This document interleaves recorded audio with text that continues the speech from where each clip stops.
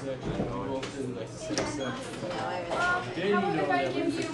a trustee United Nations dollar? $1, yeah. You went outside today? What? You went outside today? Yes. Aren't you full? No. It's like 35 off. No, I don't want $1. I want to wear shorts. No, I think for some people like $5, $6 you do $1. I don't have $6. So Yeah, you they may make as well more have money. it. What do you need them to do? Sure, we give $6 to someone, they don't need to. I was supposed to. I had to participate.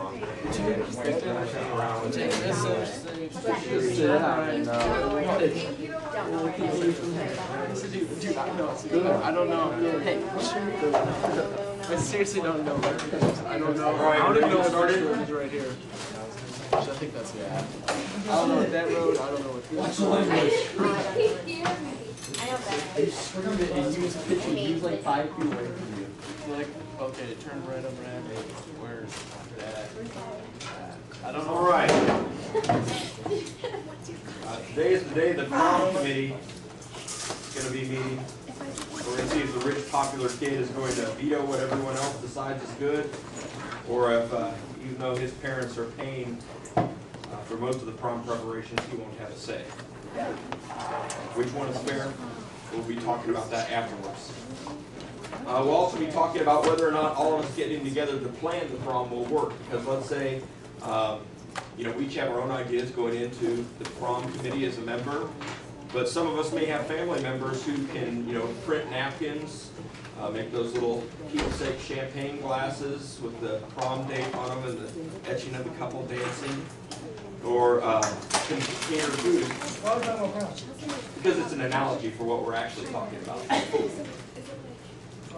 We're talking about prom because the prom committee because it's you working in a group, and the way the United Nations works as a group of nations is the same way you would work in any group. So it's an example to use the prom committee. And if you go into the prom committee with I want to plan and be able to get I want to plan the prom in a way that gets my dad the contract to cater the food.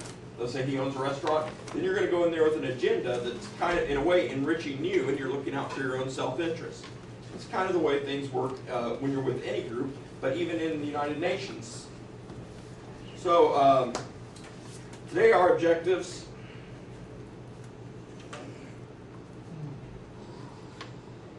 We're going to discuss the lessons learned from our Security Council session, and we're going to apply those to a discussion of the possible problems with the United Nations. We're going to identify the issues facing the United Nations, and we're going to begin appraising the sustainability of the United Nations into the future. So let's wrap up our Security Council session from yesterday by calling the session to order. The chair is going to remind the council that there will be limited debate today due to time constraints. Most of the debating and working should have been done in conference. So we'll start with the chair will now accept any motions for amendments from the floor. The chair recognizes Mexico. Mexico seeks an amendment that offers insurances that nations involved in any use of force agree to allow any provisional government in Iran to offer contracts for services and sales of resources to all nations, not just the nations involved. Who can hear the ambassador from Mexico? No. A little shaky. You just speak up, Madam Ambassador. Seek an amendment that offers insurances that nations involved in any use of force agree to allow any provisional government in Iran to offer contracts for services and sales of resources to all nations, not just the nations involved in the action. Okay, did everybody hear that amendment? The amendment she's seeking will insert a provision into the resolution that states that, do you have that written down so I can read it? Yeah. Paraphrase.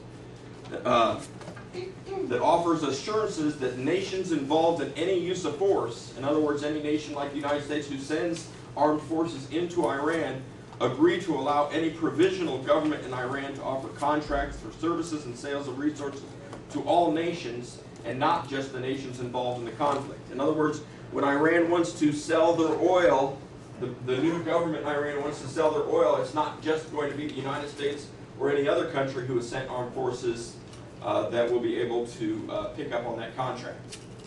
Is there a second to the amendment? Costa Rica seconds the motion. Who are you again? What country? Mexico. Costa Rica seconds the motion and strongly supports our fellows in Mexico. Okay. We have a second from Costa Rica. So we'll bring the motion to a vote unless there's anyone who would like to add some debate. Okay, all those in favor of the proposed amendment signify by raising your hands.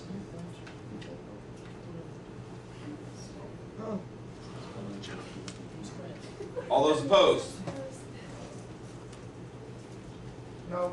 Do any of the, not seeing that any of the opposed, you're Russia, right?